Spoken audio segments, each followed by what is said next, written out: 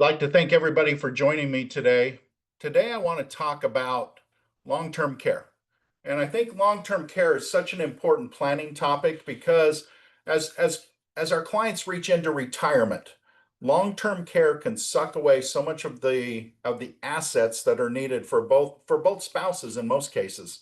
So if we're planning for retirement and the long-term care happens, all of that what if goes out the window because all of those assets and income are going to be triggered going to the spouse that needs care. As we talk about long-term care, I think it's good to get everybody on the same page of what we're talking about. And if you think about long-term care, it's care that's needed because you can no longer take care of those normal activities that we do every day. And we do them every day and don't really think about it. But if you look at what the long-term care policies look at and how they trigger this, it's if you can't do two of these activities of daily living, transferring, toileting, bathing, dressing, eating, or if you have a cognitive impairment. So start looking at those six activities of daily living, plus if you have a cognitive impairment. If you can't do those things, you're not going to be able to take care of yourself. So at that point, somebody's going to have to take care of you. Now let's look at what does medical insurance cover? What does Medicare cover? Those types of policies and programs are designed for things that can help you, that even if a sickness happens, they're looking at they can help you recover. With long-term care, these are things that are you're not going to recover from. They're going to be there the rest of your life. So if we start looking at these are things that are, have a long-term effect, 1, 2, 10 years, whatever it is. And remember, we might need outside help, we might need family help, but as the situation deteriorates, of course, we need more help. And though that help gets expensive. So when you start looking at long-term care, it's how do we pay for it? How do we bring in someone, for home health care? Most people want to have that care done in their home. So there's home health care that somebody can come into your home. It can be a CNA just helping with cooking, cleaning, bathing, those types of things. Or it can be nursing help where medications involved, maybe shots, those types of things. So as you start looking at it, of course, we want it in our home, but if we can't have it in our home, then there's assisted living, and there's different levels of assisted living. And finally, there's nursing home. Now, there's also specialized care along the way. If there's memory care needs and those types of situations, there's specialized assisted living facilities set up for that. But all of these things cost money. And as you start looking at the cost of care is way outpacing the cost of inflation. So those healthcare costs are going up. So you've got to look at how are we going to pay for it?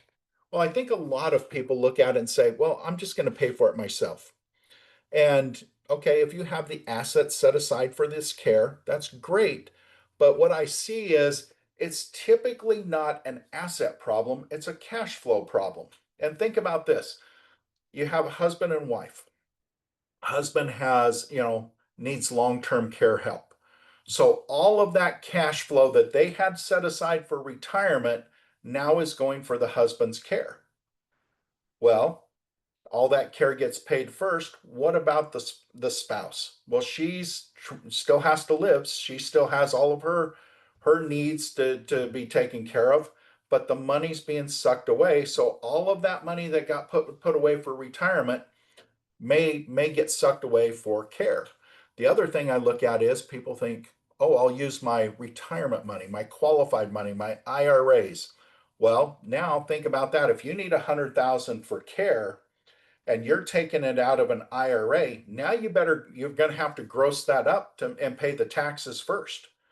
So now you might be taking out 150,000, 130,000, whatever that is.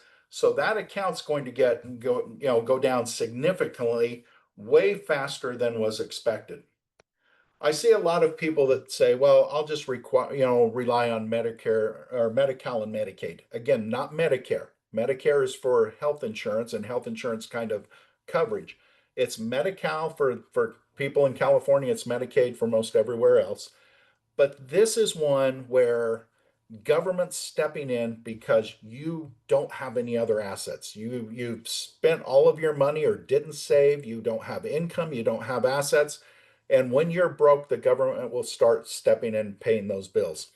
There again, it's a government program, so you're not in control of your care. They're telling you what care you get and where you can get it. And remember, it's a government program, so they're paying less than private care would cover. So you're just not going to get the same quality of care. You can push this off to an insurance company, whether that's through a true long-term care policy, a hybrid long-term care policy, or attach it to a life insurance or an annuity contract. This I like this because you can put, let's say, 100,000 of premium into that policy, which may give you three, four, 500,000 of care. So you can leverage that money higher by utilizing the insurance. And the insurance company, they like this because it's a way for them to get more assets. Of course, they know that they're going to have to pay out those claims when and if that happens. But it's a great way to cover your needs, but also use an insurance company to leverage that coverage. And so there's ways to do that. And so what I like to look at is know what your options are. If we have the option to use some kind of an insurance, long-term care coverage, hybrid life insurance, annuities, all of these bring great things. So remember, with the insurance goals, when you look at the insurance goals, we've got to understand what are we designing this policy for? Now, when I talk insurance, of course, what does everybody jump to? Well, it's a death benefit, and most people they don't know what's available out there in this area. So they think insurance, death benefit. And there again, we can use the death benefit if we're spending down assets for a well spouse. I mean, for the spouse that's needing long-term care, we can use death benefit coverage to refill that bucket to take care of the surviving spouse. Now, there again, if we're relying on the death benefit, somebody's got to die before that benefit pays out. There again, not a bad option. We just want to see how that fits into the goals. We can build cash value. And policies that build cash value, again, I like the flexibility, the what if. What if we need that money? Now, we could be planning for long-term care, we can be planning for retirement.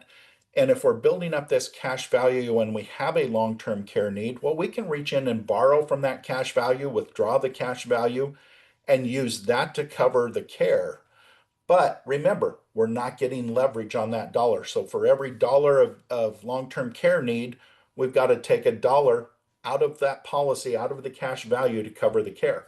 That's okay because if that's what we're designing for, that's great. Let's use the money, but we aren't getting any leverage. Finally, long-term care.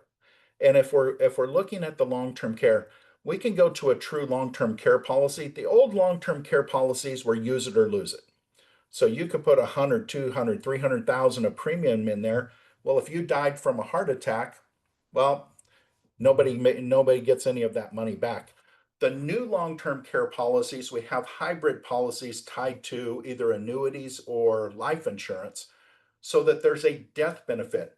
If you put that 100, 200, 300,000 of premium in and die without ever using the benefit for long-term care, your heirs are going to recoup that money. And so it provides a nice way to leverage that bucket of money with the insurance. But if you don't ever need it, you get it back. A lot of times I look at it, clients see this and say, I need all of this or some combination of all of this. And as we talk through, we may need a policy, more than one policy to meet all of those needs. But the best part of that is there's options. There's options to cover the life insurance need. There's options to cover retirement income. And of course, there's options to cover the long-term care need. So as you start looking at those options for your clients, open the toolbox up, ask the questions, and get the right fit. I appreciate everybody getting on. If you have questions, reach out. If not, we'll talk again next week. Thank you.